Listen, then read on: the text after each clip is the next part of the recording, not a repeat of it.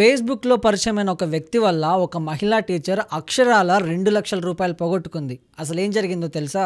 ఆమెకి 41 సంవత్సరాలు, ప్రకాశం జిల్లా. ఒక ప్రైవేట్ స్కూల్లో టీచర్‌గా పనిచేస్తుంది. లాస్ట్ ఇయర్ మెసెంజర్‌లో ఒక ఫోన్ కాల్ వచ్చింది. హలో, నా పేరు టోనీ విలియం, లండన్ నుంచి మాట్లాడుతున్నా. I like Indians. నేను చాలా ప్రొఫైల్స్ చూశాను కానీ అందులో నీ ప్రొఫైలే నాకు నచ్చింది.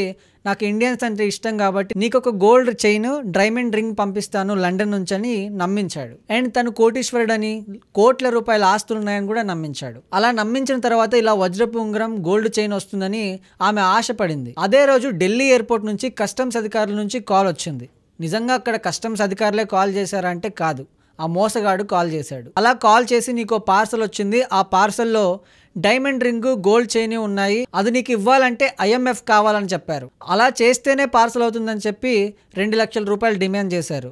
అలా 2,00,000 రూపాయలు పే చేసిన తర్వాత ఆ కాల్ చేస్తే నో రెస్పాన్స్, మెసేజ్ చేస్తే నో రెస్పాన్స్. ఇంకా మ్యాటర్ అర్థమైపోయింది. ఆ మహిళా టీచర్ పోలీస్ స్టేషన్కి వెళ్ళి కంప్లైంట్ ఇచ్చింది. కంప్లైంట్ ఇవ్వడంతో ఇన్వెస్టిగేషన్ చేసిన పోలీసులు ఇదంతా ఫ్రాడ్, మోసం అని చెప్పి బయటపెట్టారు. సో ఇలాంటివి కూడా మన సమాజంలో జరుగుతున్నాయి కాబట్టి దయచేసి చాలా జాగ్రత్తగా ఉండండి.